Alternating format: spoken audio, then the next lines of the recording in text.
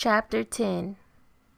She preserved the first formed Father of the world that was created alone, and brought him out of his fall, and gave him power to rule all things. But when the unrighteous went away from her in his anger, he perished also in the fury wherewith he murdered his brother. For whose cause the earth being drowned with the flood, wisdom again preserved it, and directed the course of the righteous in a piece of wood of small value. Moreover, the nations in their wicked conspiracy being confounded, she found out the righteous, and preserved him blameless unto the Most High, and kept him strong against his tender compassion toward his Son. When the ungodly perished, she delivered the righteous man who fled from the fire which fell down upon the 5 cities, of whose wickedness even to this day the wasteland that smoketh is a testimony, and plants bearing fruit that never come to ripeness. And a standing pillar of salt is a monument of an unbelieving soul. For regarding not wisdom, they gat not only this hurt, that they know not the things which were good, but also left behind them to the world a memorial of their foolishness, so that in the things wherein they offended they could not so much as be hid. But wisdom delivered from pain those that attended upon her. Verse 10. When the righteous fled from his brother's wrath, she guided him in right paths, showed him the kingdom of the Most High, and gave him knowledge of holy things, made him rich in his travails, and multiplied the fruit of his labors. In the covetousness of such as oppressed him, she stood by him and made him rich. She defended him from his enemies, and kept him safe from those that lay in wait. And in a sore conflict she gave him the victory, that he might know the godliness is stronger than all. When the righteous was sold, she forsook him not, but delivered him from sin. She went down with him into the pit, and left him not in bonds, till she brought him the scepter of the kingdom, and power against those that oppressed him. As for them that had accused him, she showed them to be liars, and gave him perpetual glory. She delivered the righteous people and blameless seed from the nation that oppressed them.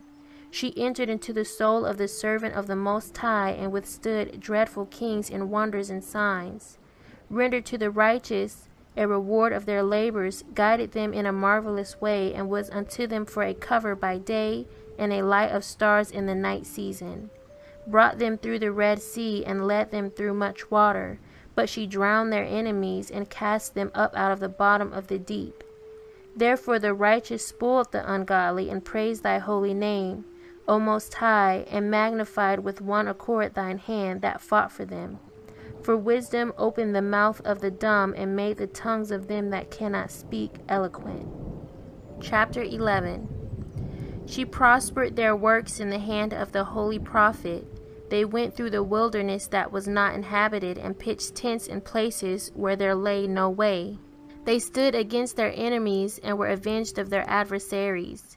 When they were thirsty, they called upon you, and water was given them out of the flinty rock, and their thirst was quenched out of the hard stone. For by what things their enemies were punished, by the same they in their need were benefited. For instead of a fountain of a perpetual running river troubled with foul blood, for a manifest reproof of that commandment whereby the infants were slain, you gavest unto them abundance of water by a means which they hoped not for, declaring by that thirst then how you had punished their adversaries. For when they were tried, albeit but in mercy chastised, they knew how the ungodly were judged in wrath and tormented, thirsting in another manner than the just. Verse 10. For these you did admonish and try as a father, but the other as a severe king you did condemn and punish. Whether they were absent or present, they were vexed alike. For a double grief came upon them, and a groaning for the remembrance of things past. For when they heard by their own punishments the other to be benefited, they had some feeling of the Most High, for whom they rejected with scorn when he was long before thrown out at the casting forth of the infants.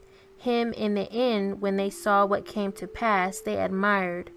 But for the foolish devices of their wickedness, wherewith being deceived they worshipped serpents void of reason, and vile beasts, you did send a multitude of unreasonable beasts upon them for vengeance, that they might know that wherewithal a man sinneth, by the same also shall he be punished. For the almighty hand that made the world of matter without form wanted not means to send among them a multitude of bears or fierce lions, or unknown wild beasts, full of rage, newly created, breathing out either a fiery vapor or filthy scents of scattered smoke, or shooting horrible sparkles out of their eyes, whereof not only the harm might dispatch them at once, but also the terrible sight utterly destroy them. Verse 20. Yea, and without these might they have fallen down with one blast, being persecuted of vengeance and scattered abroad through the breath of thy power. But you have ordered all things in measure and number and weight. For you can show thy great strength at all times when you will, and who may withstand the power of your arm?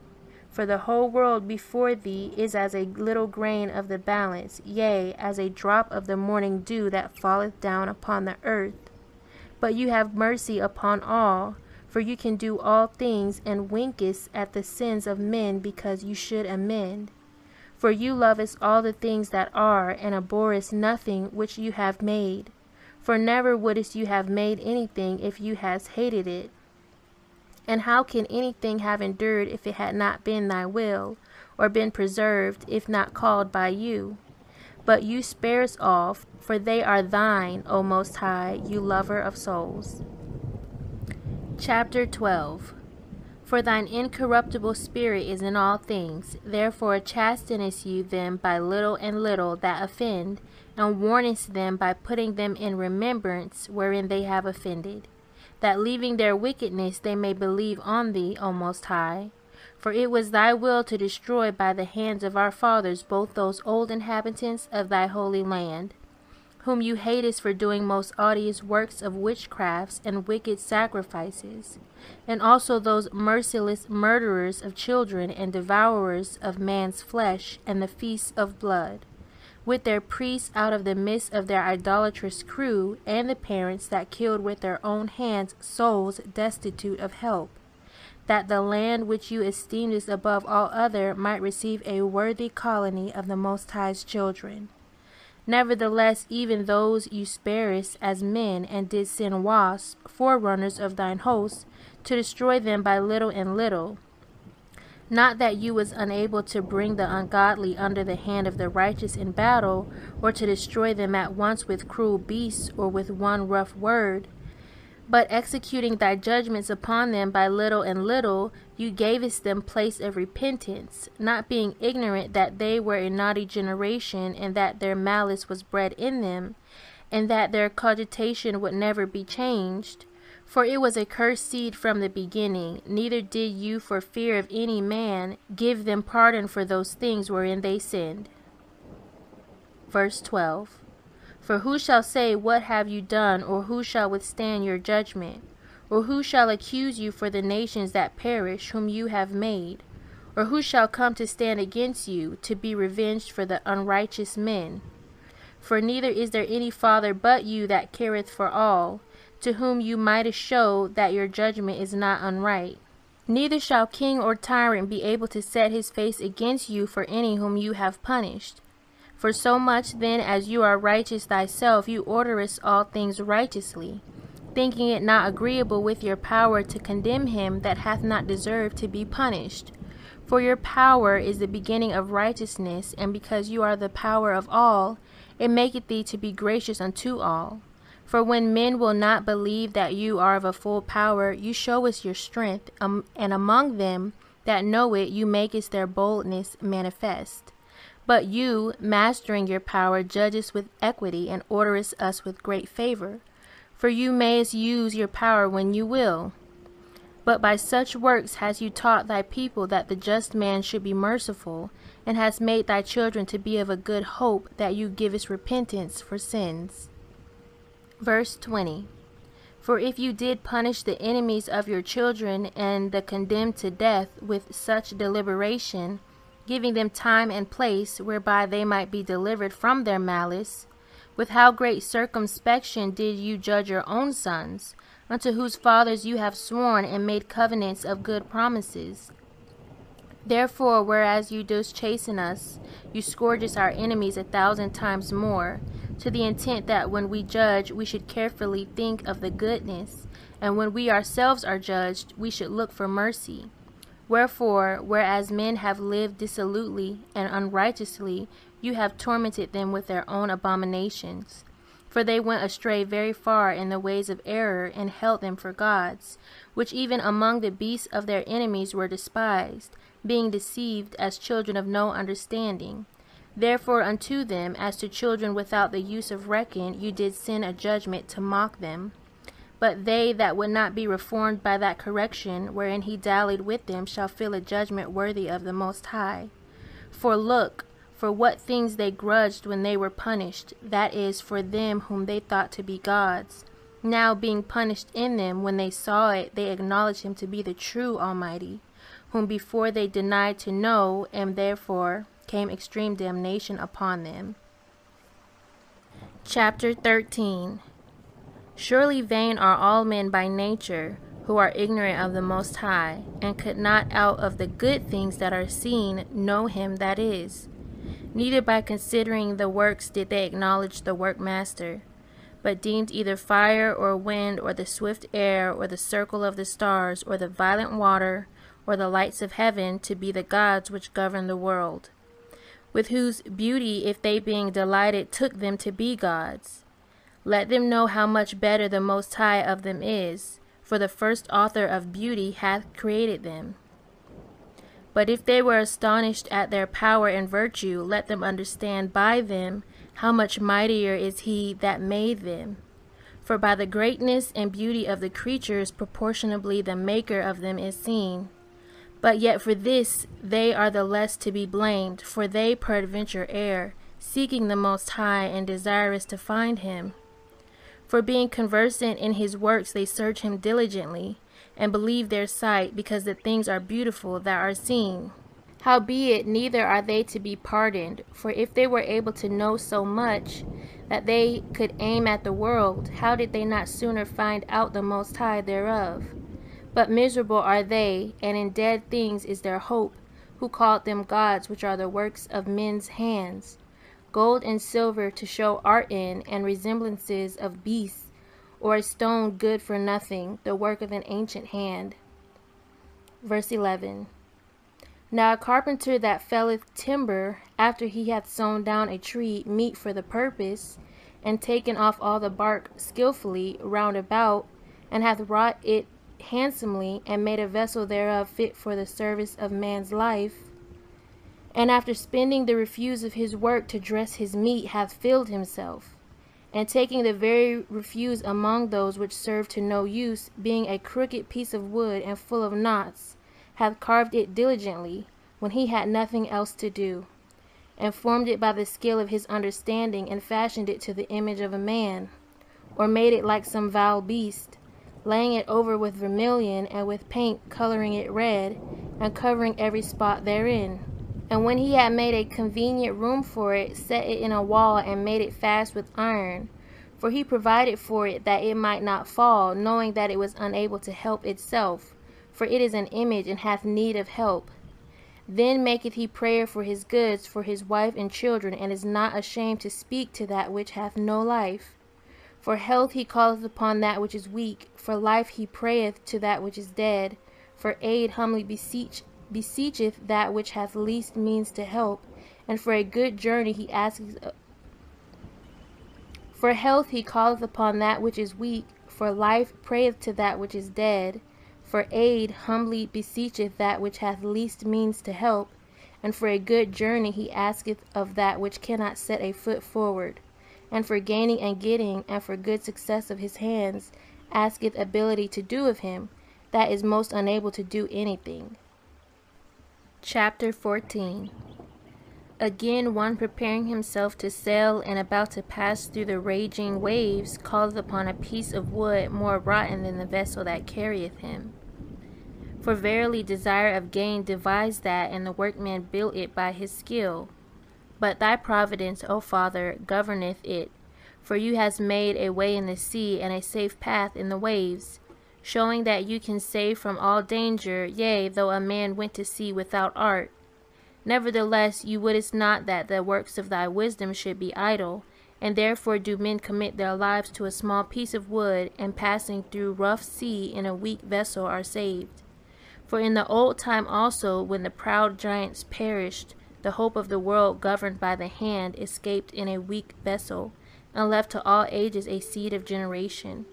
For blessed is the wood whereby righteousness cometh, but that which is made with hands is cursed, as well it as he that made it. He because he made it, and it because being corruptible it was called God. For the ungodly and his ungodliness are both alike hateful unto the Most High.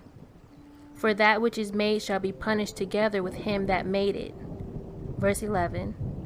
Therefore even upon the idols of the Gentiles shall there be a visitation, because in the creature of the Most High they are become an abomination and stumbling blocks to the souls of men, and a snare to the feet of the unwise. For the devising of idols was the beginning of spiritual fornication, and the invention of them the corruption of life. For neither were they from the beginning, neither shall they be forever. For by the vainglory of men they entered into the world, and therefore shall they come shortly to an end. For a father afflicted with untimely mourning, when he hath made an image of his child soon taken away, now honored him as a god, which was then a dead man, and delivered to those that were under him ceremonies and sacrifices. Thus in process of time an ungodly custom grown strong was kept as a law, and graven images were worshipped by the commandments of kings, whom men could not honor in presence because they dwelt afar off. They took the counterfeit of his visage from far, and made an express image of a king whom they honored, to the end that by this their forwardness they might flatter him that was absent as if he were present. Also the singular diligence of the artificer did help to set forward the ignorant to more superstition. For he, peradventure willing to please one in authority, forced all his skill to make the resemblance of his best fashion. Verse 20. And so the multitude, allured by the grace of the work, took him now for a god, which a little before was but honored as a man. And this was an occasion to deceive the world, for men, serving either calamity or tyranny, did ascribe unto stones and stocks the incommunicable name. Moreover, this was not enough for them, that they erred in the knowledge of the Most High. But whereas they lived in the great war of ignorance, those so great plagues called they peace.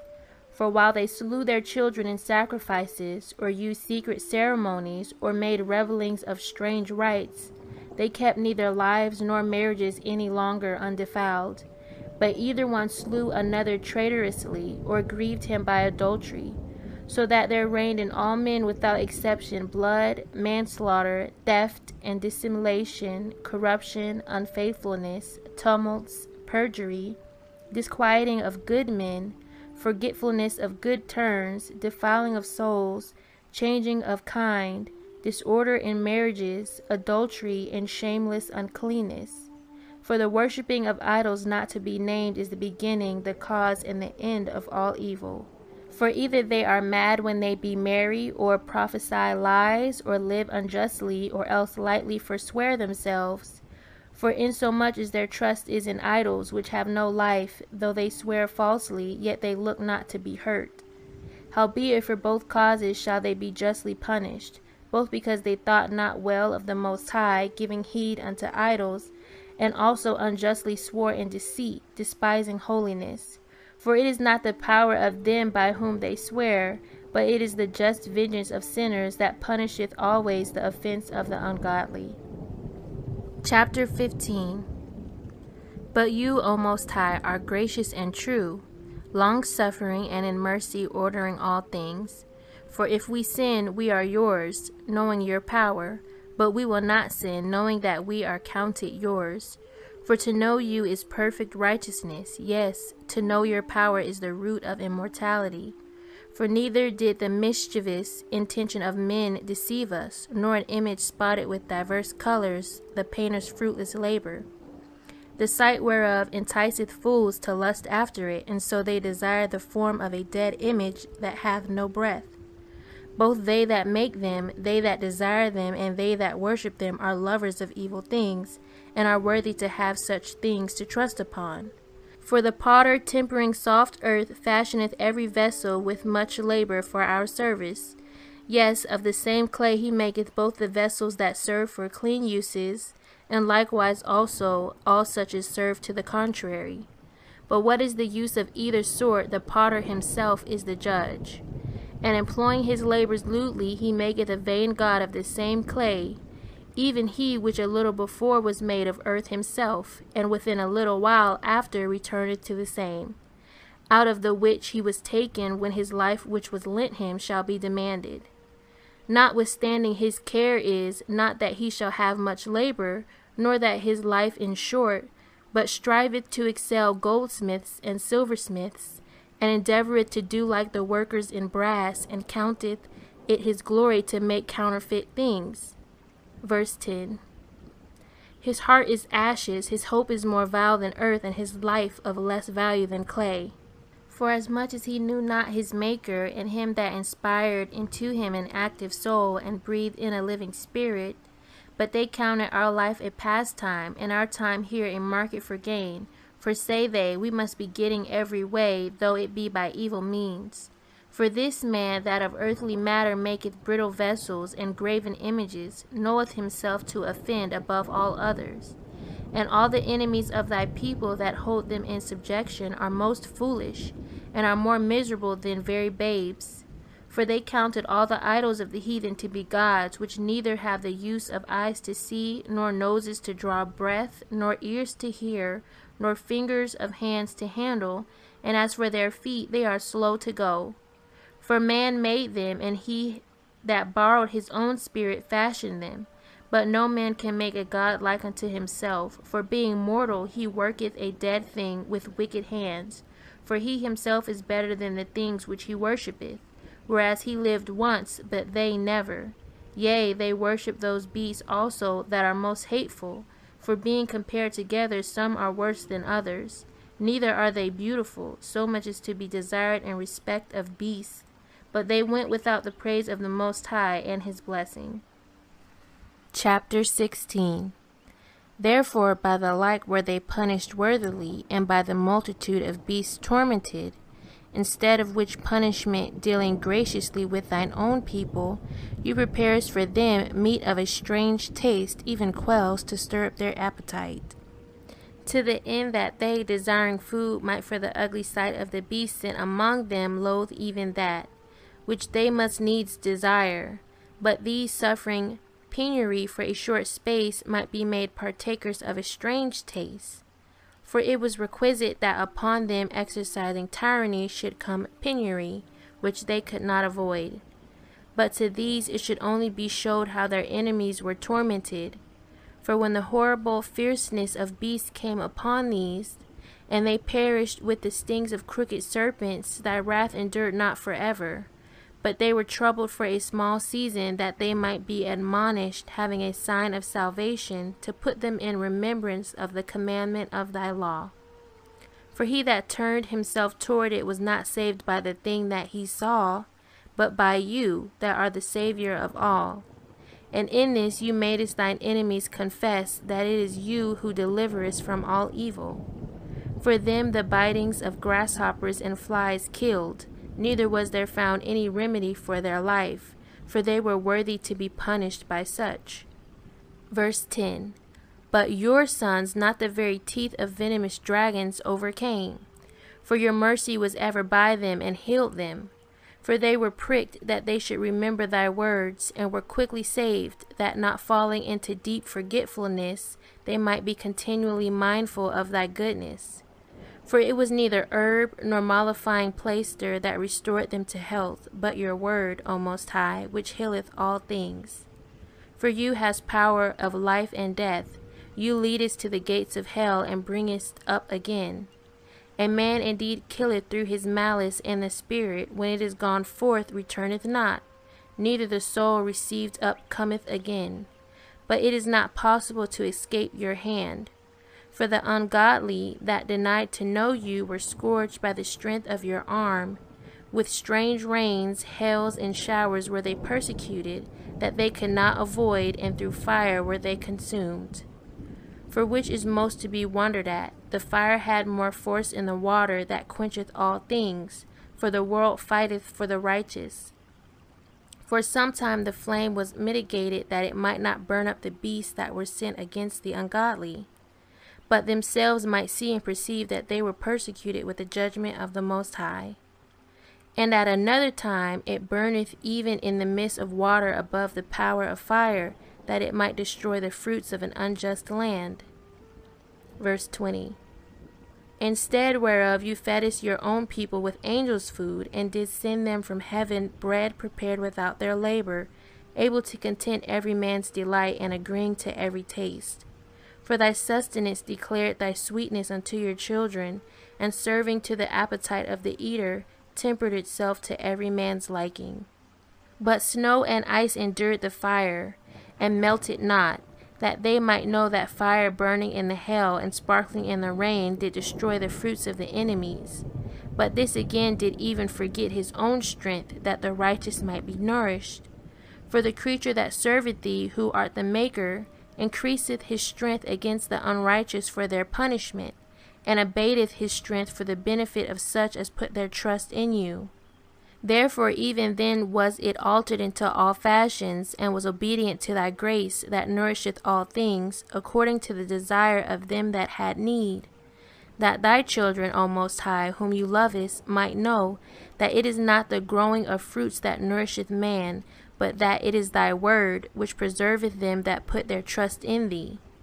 For that which was not destroyed of the fire, being warmed with a little sunbeam, soon melted away, that it might be known that we must prevent the sun to give thee thanks, and at the dayspring pray unto thee. For the hope of the unthankful shall melt away as the winter's hoar frost, and shall run away as unprofitable water. Chapter 17. For great are thy judgments, and cannot be expressed, therefore unnurtured souls have erred. For when unrighteous men thought to oppress the holy nation, they being shut up in their houses, the prisoners of darkness and fettered with the bonds of a long night, lay there exiled from the eternal providence. For while they supposed to lie hid in their secret sins, they were scattered under a dark veil of forgetfulness, being horribly astonished and troubled with strange apparitions. For neither might the corner that held them keep them from fear, but noises as of waters falling down sounded about them, and sad visions appeared unto them with heavy countenances. No power of the fire might give them light, neither could the bright flames of the stars endure to lighten that horrible night. Only there appeared unto them a fire kindled of itself very dreadful. For being much terrified, they thought the things which they saw to be worse than the sight they saw not. As for the illusions of art magic, they were put down, and their vaunting in wisdom was reproved with disgrace. For they that promised to drive away terrors and troubles from a sick soul were sick themselves of fear, worthy to be laughed at. For though no terrible thing did fear them, yet being scared with beasts that passed by, and hissing of serpents. Verse 10. They did for fear, denying that they saw the error which could of no side be avoided. For wickedness condemned by her own witness is very timorous, and being pressed with conscience, always forecasteth grievous things. For fear is nothing else but a betraying of the succours which reason offereth, and the expectation from within being less, counteth the ignorance more than the cause which bringeth the torment. But they sleeping the same sleep that night, which was indeed intolerable, and which came upon them out of the bottom of inevitable hell, were partly vexed with monstrous apparitions, and partly fainted, their heart failing them. For a sudden fear and not looked for came upon them. So then whosoever there fell down was straitly kept, shut up in a prison without iron bars. For whether he were husbandman or shepherd, or a laborer in the field, he was overtaken, and endured that necessity which could not be avoided. For they were all bound with one chain of darkness. Whether it were a whistling wind, or a melodious noise of birds among the spreading branches, or a pleasing fall of water running violently, or a terrible sound of stones cast down, or a running that could not be seen of skipping beasts, or a roaring voice of most savage wild beasts, or a rebounding echo from the hollow mountains. These things made them to swoon for fear. Verse 20. For the whole world shined with clear light, and none were hindered in their labor. Over them only was spread an heavy night, an image of that darkness which should afterwards receive them. But yet were they unto themselves more grievous than the darkness. Chapter 18. Nevertheless thy saints had a very great light, whose voice they hearing and not seeing their shape, because they also had not suffered the same things, they counted them happy. But for that they did not hurt them now, of whom they had been wronged before, they thanked them and besought them pardon for that they had been enemies. Instead whereof you gavest them a burning pillar of fire, both to be a guide of the unknown journey, and an harmless sun to entertain them honorably. For they were worthy to be deprived of light, and imprisoned in darkness, who had kept thy Son shut up, by whom the uncorrupt light of the law was to be given unto the world. And when they had determined to slay the babes of the saints, one child being cast forth and saved to reprove them, you tookest away the multitude of their children, and destroyest them altogether in a mighty water. Of that night were our fathers certified afore, that assuredly knowing unto what oaths they had given credence, they might afterwards be of good cheer. So of thy people was accepted both the salvation of the righteous and destruction of the enemies. For wherewith you didst punish our adversaries, by the same you didst glorify us, whom you hast called. For the righteous children of good men did sacrifice secretly, and with one consent made a holy law, that the saints should be alike partakers of the same good and evil, the fathers now singing out the songs of praise. Verse 10. But on the other side there sounded an ill-according cry of the enemies, and a lamentable noise was carried abroad for children that were bewailed. The master and the servant were punished after one manner, and like as the king, so suffered the common person. So they altogether had innumerable dead with one kind of death, neither were the living sufficient to bury them, for in one moment the noblest offspring of them was destroyed.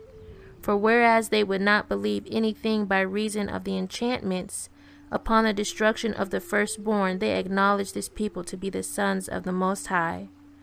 For while all things were in quiet silence, and that night was in the midst of her swift course, thine almighty word leaped down from heaven out of thy royal throne as a fierce man of war into the midst of a land of destruction, and brought thine unfeigned commandment as a sharp sword, and standing up filled all things with death, and it touched the heaven, but it stood upon the earth.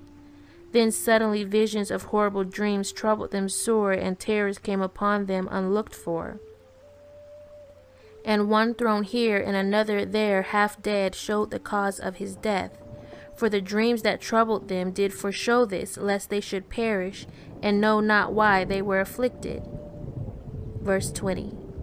Yea, the tasting of death touched the righteous also, and there was a destruction of the multitude in the wilderness, but the wrath endured not long. For then the blameless man made haste and stood forth to defend them, and bring the shield of his proper ministry, even prayer, and the propitiation of incense, set himself against the wrath, and so brought the calamity to an end, declaring that he was thy servant. So he overcame the destroyer, not with strength of body, nor force of arms, but with a word subdued he him that punished, alleging the oaths and covenants made with the fathers. For when the dead were now fallen down by heaps one upon another, standing between, he stayed the wrath, and parted the way to the living. For in the long garment was the whole world, and in the 4 rows of the stones was the glory of the fathers graven, and thy majesty upon the diadem of his head. Unto these the destroyer gave place, and was afraid of them, for it was enough that they only tasted of the wrath. Chapter 19. As for the ungodly, wrath came upon them without mercy unto the end, for he knew before what they would do, how that having given them leave to depart, and sent them hastily away, they would repent and pursue them. For whilst they were yet mourning and making lamentation at the graves of the dead, they added another foolish device, and pursued them as fugitives, whom they had entreated to be gone. For the destiny whereof they were worthy drew them unto this end, and made them forget the things that had already happened, that they might fulfill the punishment which was wanting to their torments. And that thy people might pass a wonderful way, but they might find a strange death. For the whole creature in his proper kind was fashioned again anew, serving the peculiar commandments that were given unto them, that thy children might be kept without hurt. As namely, a cloud shadowing the camp, and where water stood before, dry land appeared, and out of the Red Sea a way without impediment, and out of the violent stream a green field, wherethrough all the people went that were defended with thy hand, seeing thy marvelous strange wonders. For they went at large like horses, and leaped like lambs, praising thee, O Most High, who hast delivered them. Verse 10. For they were yet mindful of the things that were done while they sojourned in the strange land, how the ground brought forth flies instead of cattle, and how the river cast up a multitude of frogs instead of fishes. But afterwards they saw a new generation of fowls, when, being led with their appetite, they asked delicate meats. For quails came up unto them from the sea for their contentment, and punishments came upon the sinners not without former signs by the force of thunders, for they suffered justly according to their own wickedness, insomuch as they used a more hard and hateful behavior toward strangers. For the Sodomites did not receive those whom they knew not when they came, but these brought friends into bondage that had well deserved of them. And not only so, but peradventure some respect shall be had of those, because they used strangers not friendly. But these very grievous afflicted them who they had received with feastings, and were already made partakers of the same laws with them. Therefore even with blindness were these stricken, as those were at the doors of the righteous man, when being compassed about with horrible great darkness, every one sought the passage of his own doors. For the elements were changed in themselves by a kind of harmony, like as in a psaltery notes change the name of the tune, and yet are always sounds, which may well be perceived by the sight of the things that have been done. For earthly things were turned into watery, and the things that before swam in the water now went upon the ground. Verse 20. The fire had power in the water, forgetting his own virtue, and the water forgot his own quenching nature. On the other side, the flames wasted not the flesh of the corruptible living things, though they walked therein, neither melted they the icy kind of heavenly meat that was of nature apt to melt. For in all things, O Most High, you didst magnify thy people and glorify them, neither didst you lightly regard them, but did assist them in every time and place.